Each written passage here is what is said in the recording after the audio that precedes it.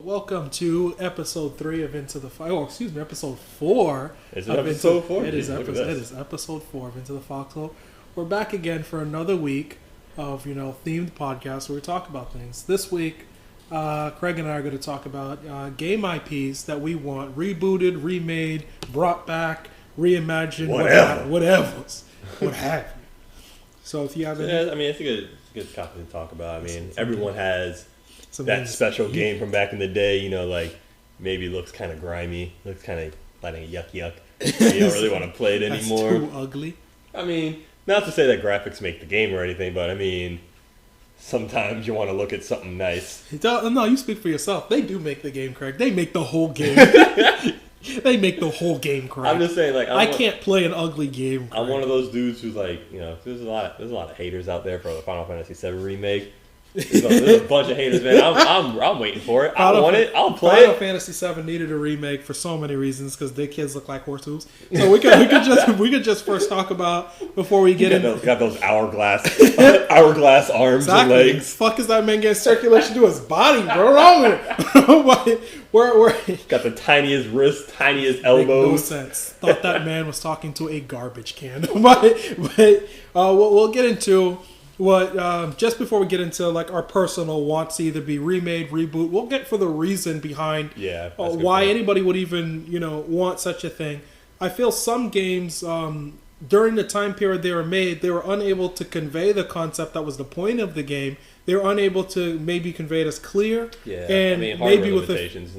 Hardware limitations. Maybe they could do this idea much more interesting if remade on a different hardware platform than if it's actually based on its original, how the original's first done. Even look at the original Mega Man when he released what's his name? I'm losing his name. Inafune. Thank you, Inafune. When Inafune, he released that remake of the first Mega Man for the PSP.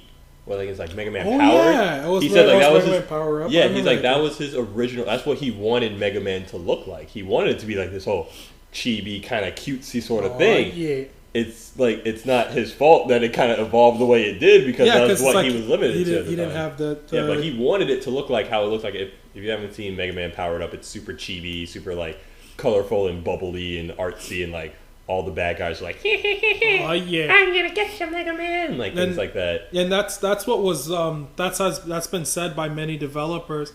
I think it was someone from RE. It was probably someone from the Resident Evil team. God damn it! I can't go a day without this nigga down. Craig, I can't go 5 minutes without this nigga down. No, but to my credit, they remake and re-release many games. Yes, they do. Almost as bad as Square. Almost as bad as Square. All right, but many have from the original RE teams have stressed that if they got a chance to do some of these things, it shows you, Craig. Right? It was actually somebody else, Nomura, that states this. Okay. Nomura states this about Final Fantasy VII, and he states that if he could go back, and many developers agree with him, and change something based on what it originally was, he would. So sometimes many people think that what's being redone was hurting the game, and that the game was made in its 100% perfect. It was made the way they wanted to, and the reality is it's not probably true. Right. They probably left that game being done knowing in their minds they could have done more, and who knows more about what possibly could have been done based on hardware limitations than that team that did Final Fantasy VII. Right. If you consider that the game was at one point being made for another system that couldn't make the game that they were going to make. Yeah. So in their minds, they're especially back then, the mind when you look at game development now, it's almost like the sky's the limit. You can do whatever the fuck you want. You have the internet to play with and everything like that. These consoles and computers that you can put these games on are so powerful now. You can almost do whatever the hell you want.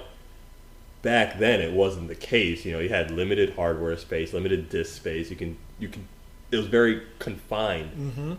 the creative space you can actually make these games into. And even to your point with how it was confined then, I would say to an extent, even our own consoles that we could say now are confined.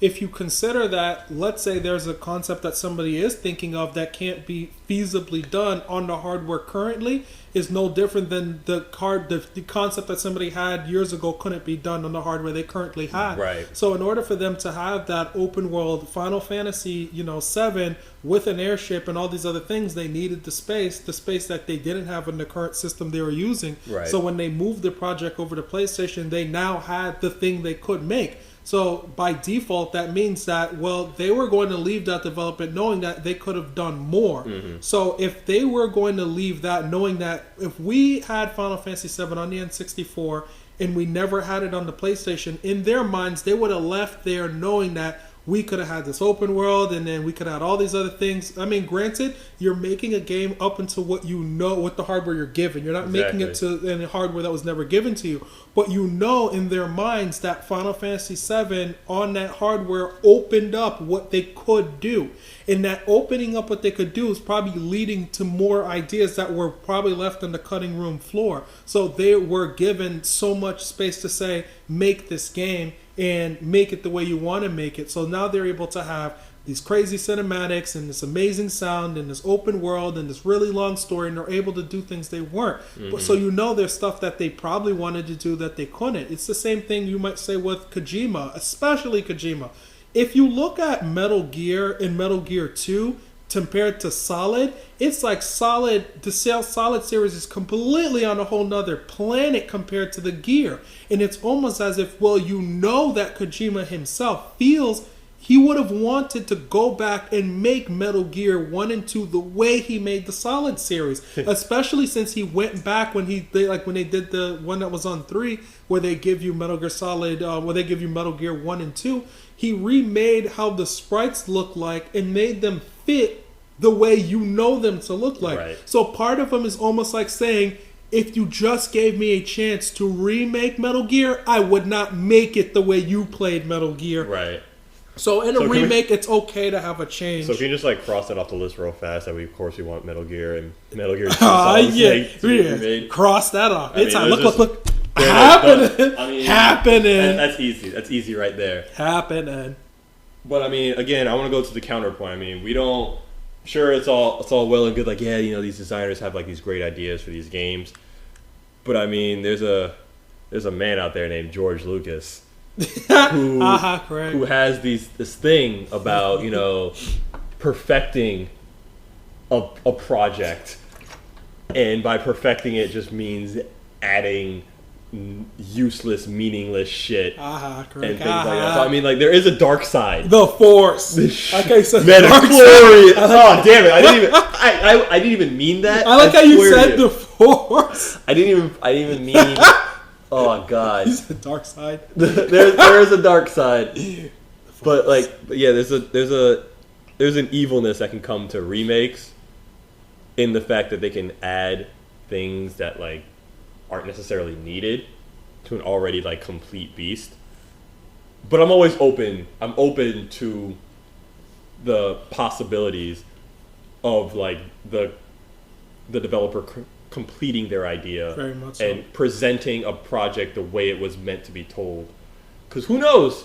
It could have been way better, but it also could have been way worse. But I would still prefer to see it in its complete and final form. It's like games are never really 100% complete. We see developers always going back and rechanging work. Games are, unlike film and unlike books, games are not absolute. You could get a book or a movie or what have you, and if the movie is just about people, you're able to convey lots of things. And even, in my personal opinion, even if you're talking about film and it's using a specific effect to convey something, I feel some films you've already surpassed that area where your eyes are not able to, understand whether it's CGI or not, to the point where CGI 10 to even 15 years ago is still passable to most people. Yeah. So I feel that games are different in the respect that they're not absolute upon their completion. You cannot play this game several years later and then have those exact same experiences based on other games doing something more extreme. For example, you could make a game where, let's say it's like GTA 3, and in their minds they're like, what do you want us to do? Game's open world, you drive in the street. Never did that shit before. So it's like, in their minds they are creating something amazing. Can you not do more?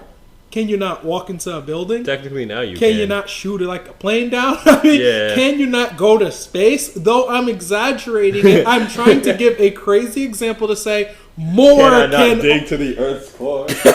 I'm saying more things can be done. So because of that, you can expand upon the concept of lots of games where you say, maybe I could have did this and maybe I could have did that. This could have been changed to this. And there are some games that are progressive games that can get continued by adding on. In that respect, they can never be complete. There can never be a version which you say, well, this is the most complete version. This is the one that's going to stand the test of time. Just because of how fast games advance. Right. Because of that advancement, you're always going to have some remake or some reboot that says, maybe I could have did this better. I don't know if we could name many games, unless you're talking about a game that's a static game, like a puzzle game, like Tetris or something. Unless you're talking about a static game that has no progression. I don't know. I'm looking for I'm waiting for that Tetris remake, that HD remix, ultra complete championship edition. He's gonna be like, I never meant it to just be.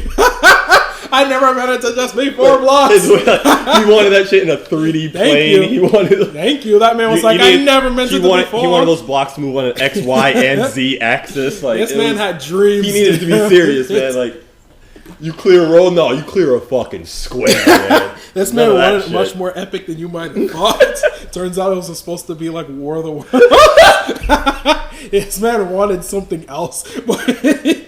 But the mission's not complete, man. The mission's not complete. It's not. So I feel that you have a wealth of games. So now that we sort of cleared out what we kind of bring up, what we think a remake should have and shouldn't have, and why they should exist, we could get into what games we feel are more deserving of one that would need a proper remake or reboot or just reignition of the series that you would like to talk about. You're a good kid. I know, like, I'm looking at your list right now. I didn't think as far as I had to make a list of my own. I mean, you're obviously more well prepared than I am, so I'm just going to go ahead and steal one of yours that I would love to see rebooted. And you're right to. And that is my boy Joe of the Beautiful Variety. Oh, hold on. And if you guys don't know what game Craig's talking about, he's talking about Beautiful Joe. Beautiful Joe. By Clover. That team that closed down. Clover, man. Jesus. Those games, let me tell you, I mean, if you haven't played Beautiful Joe, basic concept, you're this dude, movie buff, oh yeah, nerd. I forgot, like he's in a movie. Yeah, he's in a movie theater with his girlfriend. Dude, he's watching his favorite superhero, Captain Blue. All of a sudden, it's like movie theater, like movie comes to life, reaches in, steals his girlfriend, so he jumps in after him, teams up with his superhero buddy, Captain Blue, and all of a sudden, bam! He becomes Beautiful Joe, has the power to stop and slow down time. One of the best action games for the GameCube ever released. That game was retarded. Yeah, that game was a really good game. I mean, a lot of you newer gamers, I don't know, like, about that life. how old you are. You might only know him from like Marvel vs. Capcom 3. He wasn't in a Smash Brothers game yet, so that's what it is. He should be. He'd be perfect for Smash Brothers. But like, yeah, you might have only seen him in Marvel vs. Capcom 3. He was a playable character there. But damn it, man. I need a Beautiful Joe 3 in my life. Thank you. That needs to happen. Those games, it was the perfect. The gameplay was great. You always like had an introduction of new powers, whether it be stopping, slowing down time. You had the zoom in function where you do like all the craziness. That was like in like 2003, 2002, and that was just like a mechanic that was used a lot. Yeah, like that was like, the thing back then. Like the GameCube, PS2, and Xbox. The slow down, like goodness. You had like so many because it was Prince of Persia. Exactly, you had Prince of Persia, and then you had like Max Payne. Yeah, and it's like every and then you had like every fucking game was like, nigga, you gonna stop time and look how crazy every game needed to rewind time. Blinks, yes, the time cat. Yes, yeah, like every one of those games. Every game needed to slow down. Was biting off of their mechanics. Mm-hmm. They were just doing whatever the fuck they felt like. But man, like Beautiful Joe did it right because it made it. It was the action was just so heavy. It was nonstop. You slow down time, and you hit harder. You know, like because your punches were going slower, like you got in there, you fucking hit hard. Whereas when you were like speeding up time, it's like you were doing lesser hits, but it was going like a lot faster. So like some enemies could take it, some enemies couldn't. You had to make sure you were doing the right thing for right enemies. And then that game was fucking difficult. I mean, it was hard. Really hard. I like it's like they did like continue some of it, like when they came out with like that weird battle game, and then they came out with like a sequel to it. They did come out with Beautiful Joe 2. And Beautiful Joe 2 wasn't as good, and they went granted, and, like, but left it behind. It was still good. We could also talk about, you know, what would it take for a game like that to release, if you consider that we don't have the studio anymore since Capcom like sent them straight to hell. Well, that's what Capcom does. They still the garbage ass. They still better than Konami. They still well, Clover still exists with Platinum, so Platinum's like where like that team is now. If anything, like I think Hideki Kamiya should sort of like, make a spiritual successor. If you consider he already did with like Bayonetta, and he's already like seeking to do it with other games, it's very clear that he has other ideas that are probably dear to him, that he wants to release as spiritual successor, sort of like how Inafune is doing, and sort of like how Shinji Mikami is doing with The Evil Within. So there is a likeliness that we can get a Beautiful Joe that wouldn't be called Beautiful Joe. I was excited. I was excited when he got announced in Marvel vs. Capcom 3, because like I was like, okay, you know, like they're bringing him back. Like he's being shown in things. Like he was. I'm not sure. He might have been in Tatsunoko versus Capcom 2. I think he was. He might have been. Don't quote me on that. But either way, we will. The point being that he was introduced in Marvel vs. Capcom 3, so he was getting exposure again. So I was like, okay, you know, he's being seen. We might actually see a new game, you know, because especially you know, you had Spencer in the game, who was the Bionic Commando for that shitty Bionic Commando game. You bitch. But we still got that remake though. We still got the remake of Bionic Commando. I understand what you're trying to say. We had all these games that were coming out, and then like you assume that, you know, he might be the next in line to make these things happen. Exactly, like all these games were coming out, and like all these superheroes were coming out, like all these people, like all these things that you didn't really know about, and they were like remaking these games, starting to look good. So I'm like, okay, we might have some hope for Beautiful Joe. Oh, how long ago was Marvel vs. Capcom 3? That's gone and done. So I mean, it's obviously not going to happen. Well, it's obviously not being said if it's going to happen or not. But it'd be never great. Gonna happen. It'd be great, man. Beautiful Joe was such a gem, man. It would be. That game was so good. It would be. So I would say, instead of the best IP to come out, I would say the best IP you want to be spiritually successful if the company went under, is under ruins, or is just a shitty company. Right. So I think you and I would both agree we would rather we'd rather Hideki Kamiya make a spiritual successor than Capcom ever touch it. Because Capcom would just destroy it and turn it straight to shit. That's what Capcom does. So that's what they do. So I am down for a spiritual successor, especially considering he already checked one off with DMC, with Bayonetta. So because Devil May Cry has already come out, and Bayonetta's already come out, and everybody's like in love with it. Right. It's clear that he might revisit some of those other IPs, especially some of those greater ones that Clover did, that him and Shinji Mikami did, like with God Hand, or like with Okami, or like with Beautiful Joe series. We might see a future one with that. Speaking of another, that's literally as I was talking about Marvel vs. Capcom 3. Yep.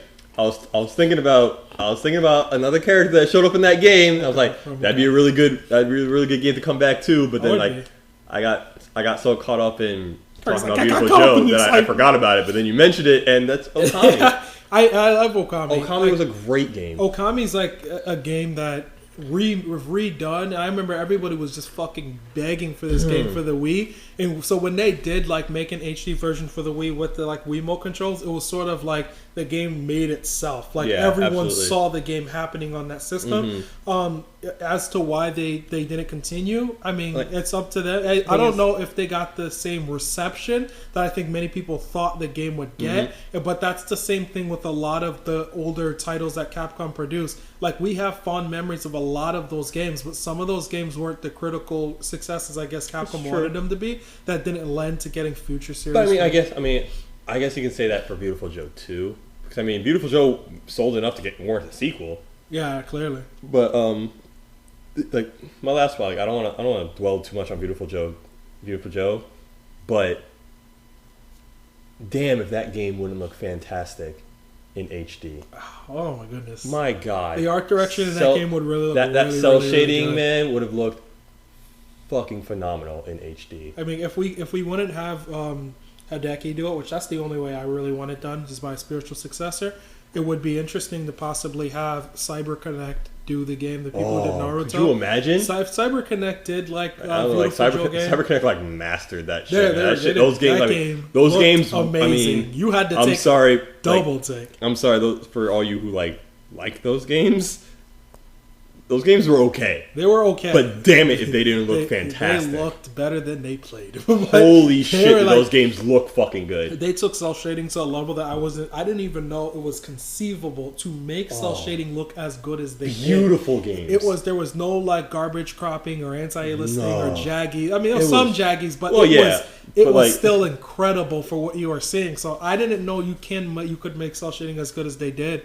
So if anything, I almost go so far as to say like they intentionally put jaggies in there to like give it a stylized look to it. But like when shit was moving kind of crazy, that like they wanted to put jaggies in there. They needed jaggies. But like again, I don't want to dwell because there are plenty of other games we could be talking about. There is. But speaking of older Capcom titles, I'll speak with an older title from Soda 51 of Killer 7. I fucking love Killer 7. Killer 7's concept is amazing. This has to be like our last like cell shaded game though. Guys, all right. We got too many cell shaded games here. We're talking Total Comedy Beautiful Joe, all right? Let's get some real shit. I mean, granted, Killer 7 though. Killer 7 is a fantastic game. I love that game. Holy shit, that game was fantastic. That's a game where it's like the concept and the idea of it seems so simple on paper, but gets much more complex as you play through the game. So the idea of if you guys haven't played Killer 7 or haven't heard of it, it's the idea with this guy called Herman Smiles. And basically he has like this issue where he has multiple, personality syndromes. He has all these like personas that are in his mind. And these personas are all separate hitmen inside of his mind, and they all do certain things. So you might have like a persona called Dan Smith, and you might have some other Smiths that they're all like the last Smiths, names right? by him. Yeah, so they all got the same like last name as him. So he basically has each one of these personas doing a specific assassins for him, and you switch the different actual personas to complete a task. So let's say you run across a room and you're inside a room and you need to have a wall smashed. You just switch over to the one of his stronger personas that has a persona to punch through a wall, and he'll punch through it. And then afterwards you might go to another dude. So let's say you go inside of a room and it's filled with a bunch of enemies, because it played in like this weird third person, first person view where you were attacking all like these like guys that came towards you in a fixed view. So let's say you need a guy that has a lot of firepower, and you would just switch to a person. There's a person that could shoot a lot. You switch them and he would take care of it. And then you might have another room where you needed more heavier firepower, and you would switch to like Dan, which would have like this like Magnum or whatever. It was really powerful. So you had all these like very like rock paper scissors type shit where it's like this one destroys this, so you have to need this guy for it. And it was the concept was really awesome. The bad guys were awesome. The game was as strange and as esoteric as you possibly could think a game to be. Like his games are kind of like out there, but this one was really out there. But it was And real fast, did you play Lollipop Chainsaw? I was actually thinking that. I actually reviewed that game. I reviewed that game. I'll send you that review. I shall. You're a good kid. That game is silly, man. That game is like up there with strange titles. That game is silly. But we, in some respects, sort of got like The Killer is Dead, which is sort of done similar, but not necessarily a sequel. That game was weird. Or even that's the game with like you're like the disembodied head or whatever. Oh, I think you're thinking of. You might be thinking of another game. I know what game you're talking about. Like you're like if you die like a head, you have to like roll and find your body. You have like all the bunch of body parts that come apart. I think I know what game you're talking about. Okay, so that's a different game. Okay. But he's released a game that was similar to that, but wasn't really it. I would personally like to see a spiritual successor to Killer 7, if not a outright sequel, if Capcom was down to do it, because they're not doing jack shit with the IP anyway. So it's like they might as well, consider not doing anything with it. Last cell shaded game. I swear to God. I swear to God. Another cell shaded game. I'm gonna be upset. No more cell shaded games. There you go. All right. Well, then I'm gonna take this one. You had yours. It's my turn now. All right. And we're going to my realm of expertise. And we are going to the RPG. I don't necessarily want a remake of these games. I want a sequel. I do. I want a sequel. I mean, a remake of the first one would be fine. But it's a little series called Shadow Hearts. Now, I'm going to talk about this series a lot. Yeah, nasty boo. Because this is a series that was unique on the PlayStation 2. It was different. So many games have taken the mechanic from this game and try to make it their own. But no one did it as good as Shadow Hearts. If you haven't known, Shadow Hearts was this very unique, very strange RPG. It was a trilogy on the PlayStation 2. We won't talk about the third one because the third one was stupid. But the first and the second one, the best one. The first and the second ones were so good. And it revolved around this thing called the Judgment Wheel. So every time you go into attack, like in a regular RPG, you would press attack, the guy would attack, you do a certain amount of damage. In Shadow Hearts, when you attack, this wheel comes up. This little wheel comes up and you have to time, like there's like 3 sections on the wheel where you have to press. And if you time it properly, you can do less or more damage depending on where you land. And he goes ahead and he does like his 3-hit combo. You're hitting him 3 times. But it wasn't just for attacking. When you use your magic attacks, that same wheel would come up. And depending on how well you did on the wheel, depending on how well you would heal, how well like your magic attack would actually affect your enemy. Same thing for items. No matter what you did in battle, this judgment wheel would come up and would dictate how much you passed or failed at the specific action that you were doing. Yeah. So the judgment wheel was super important, and they even incorporated into the story how like the judgment wheel was life kind of thing. Like it was just like we live and die by the judgment wheel. Like everything you do in life, like it's like to think that like if I want to take a sip out of this drink right here, there's an invisible judgment wheel going on, and like if I fail, like the drink is gonna spill on my pants. You gotta drink. Like, it's like it's and the stories are just so crazy, so bizarre. They sometimes delved into like kind of weirdo like sexual things sometimes. Like those games were rated M. It was super Japanese. Those games were definitely rated M for a good reason.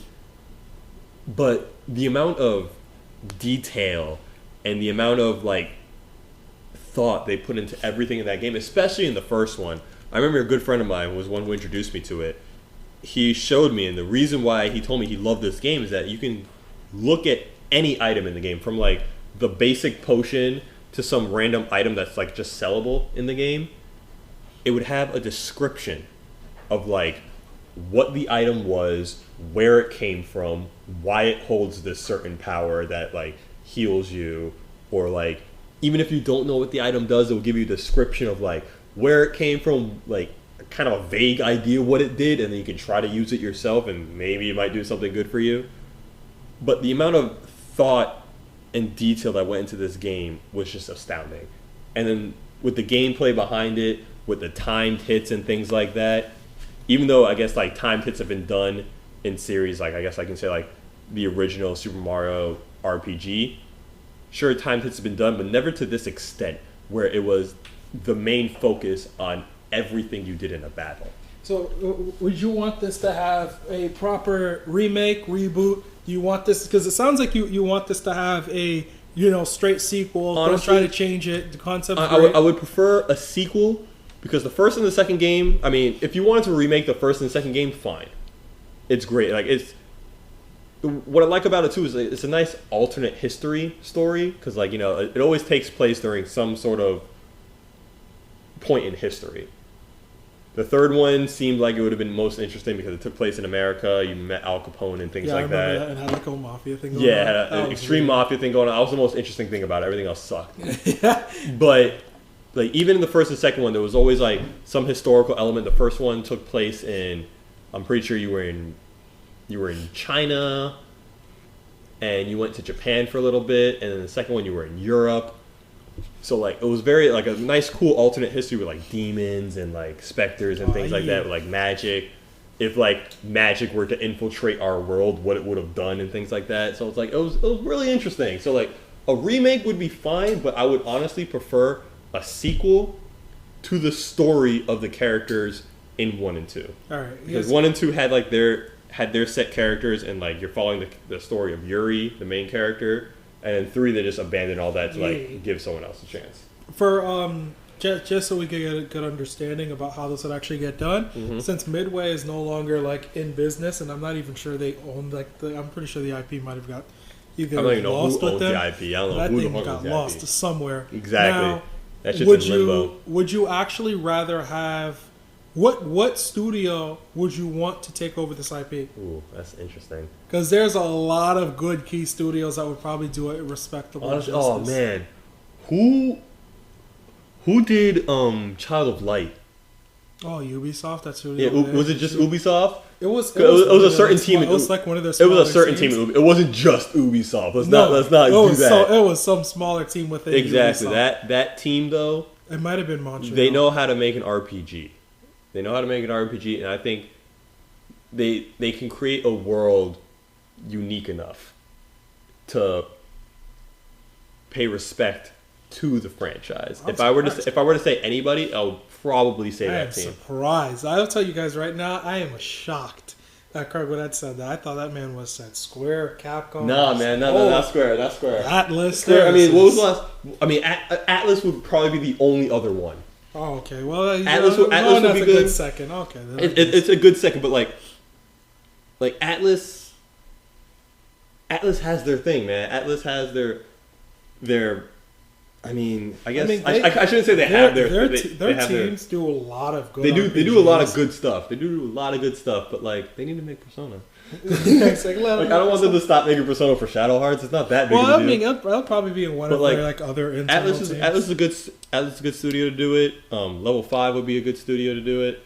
But like, if I were to choose one, I would probably say Ubisoft. Oh, well, see, there you go. So possibility could happen. Maybe if somebody were to buy it, another abandoned IP. Great. If you haven't played it, find it.